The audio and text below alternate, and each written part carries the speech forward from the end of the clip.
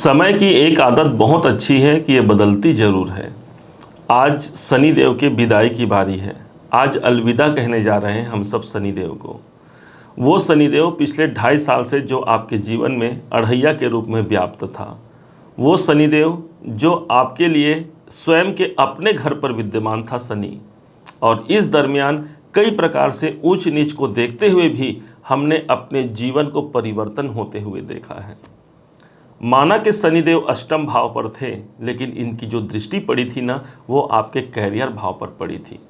अर्थात जो हम कार्य क्षेत्र पर पिछले 2.5 साल से जो टिके हुए हैं, अर्थात वो समय जहाँ पर हमने पिछले 2.5 साल से अपने कर्मों को पूर्ण रूप से जाना है, वही शनिदेव हैं। शनिदेव हमको परिश्रमी बनाते हैं और स्वाभिमानी बनाते हैं। हमारे अंदर स्वाभिमान को जागृत रखा पिछले 2.5 साल से शनिदेव ने। कुछ भी हो जाए, हमारा स्वाभिमान को गिरने नहीं दिया, अभिमान की जागृति होने नहीं दी। ये हमारा शनिदेव है।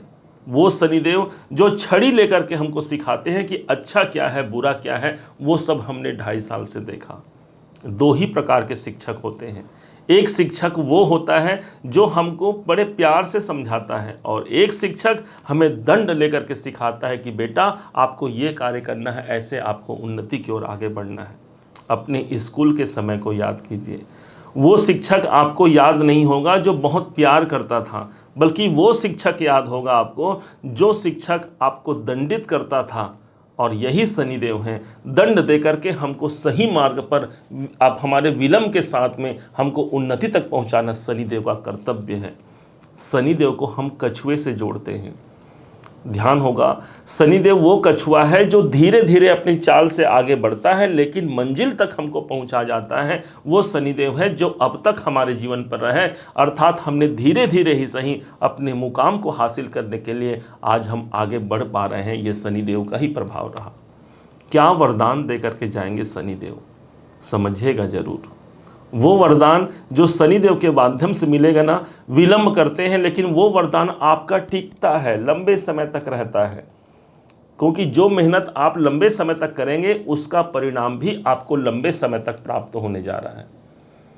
हम अपने घर पर माता लक्ष्मी की प्रसन्नता के लिए एक कच्छप, एक कछुआ पाल लेते हैं। विचार कीजिए जरा, भगवान नारायण का ही तो कच्छप रूप हुआ था, और हम ये सोच के पाल लेते हैं घर पे कि इससे माता लक्ष्मी जी प्रसन्न होंगी। आप विचार कीजिए कि क्या किसी के पति को कोई बंधन में डाल दे तो उनकी पत्नी महालक्ष्मी जी प्रसन्न होंगी? कभी नहीं। और इस कारण से कच्छप को भी मुक्त करना चाहिए। इससे माता लक्ष्मी जी प्रसन्नता प्राप्त होती है, और उसी कच्छप से जोड़ा जाता है शनिदेव को। अर्थात विलंब और बाधा यदि हमने देखा है, तो शनिदेव अब जा रहे हैं हमारे अष्टम भाव, रुकावट के भाव को छोड़ करके।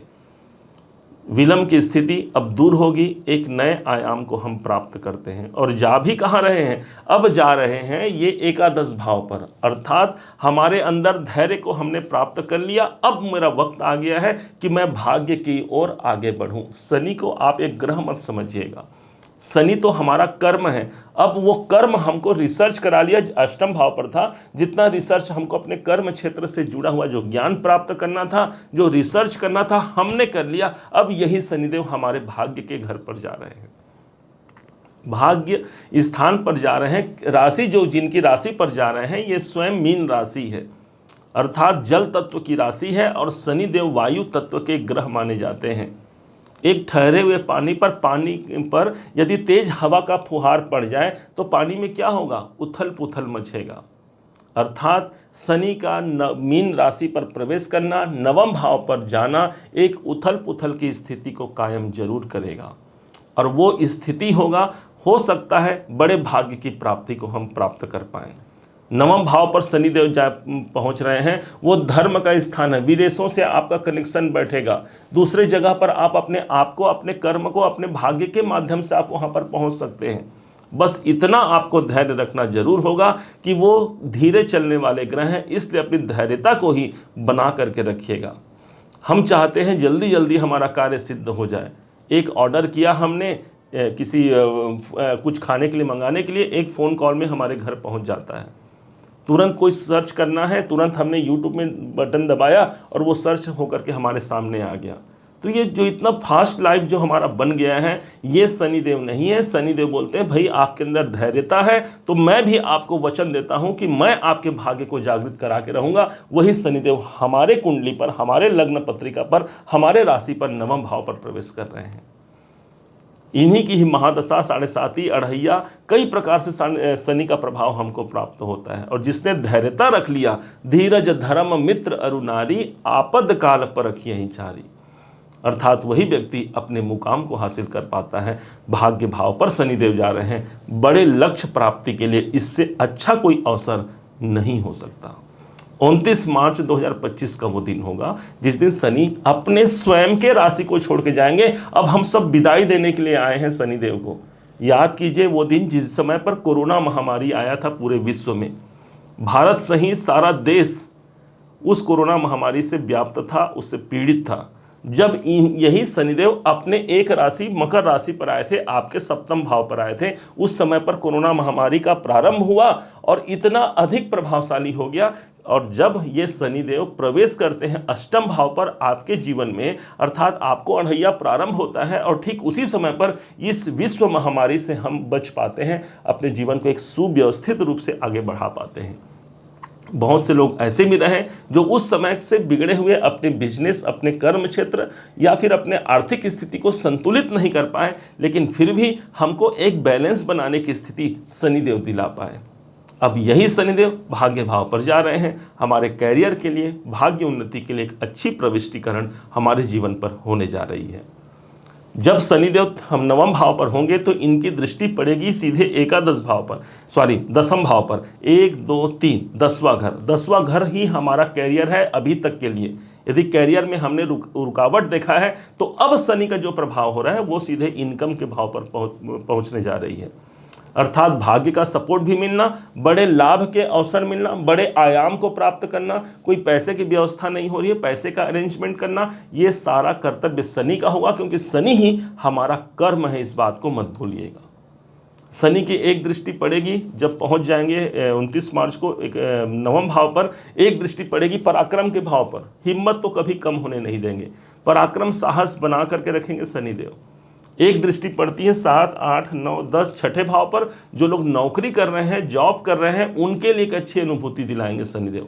अगले 2.5 साल तक हम अपने कैरियर को आगे बढ़ा सकते हैं, अपने लक्ष्य, अपने मुकाम को हासिल कर सकते हैं। छठे भाव पर शनिदेव की दृष्टि रहेगी। अब कैसे हम इस शनिदेव को प्रसन्न करते हुए, जाते हुए शनिदेव का वरदान प्राप्त कर सकते हैं, इसको बड़े ध्यान से समझिएगा। जब हम कहीं जाते हैं तो कोई गिफ्ट देते हैं, बदले में हमको रिटर्न गिफ्ट मिलता है। हम शनिदेव को कैसे क्या गिफ्ट दें? अष्टम भाव पर शनिदेव व्याप्त है। 29 मार्च से पहले यदि आप कर पाते हैं तो इसको जरूर कीजिएगा। अष्टम भाव गुप्त स्थान माना गया है और अष्टम भाव गुप्त स्थान पर शनिदेव हैं, अर्थात कोई ऐसा दान किसी को कर दीजिए जो गुप्त हो, ना उसमें आपका नाम लिखा हो और ना आप उसको किसी और को बतलाएं।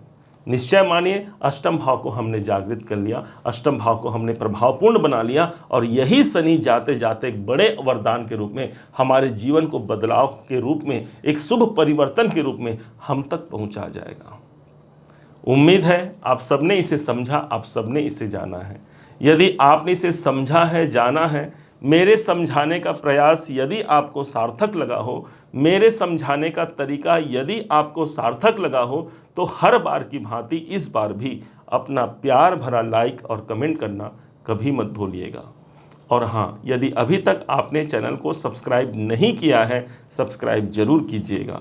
पुनः एक बार फिर आप सभी का दिवस बहुत मंगलमय हो, इन्हीं शुभकामनाओं के साथ। जय शनिदेव, जय श्री राम।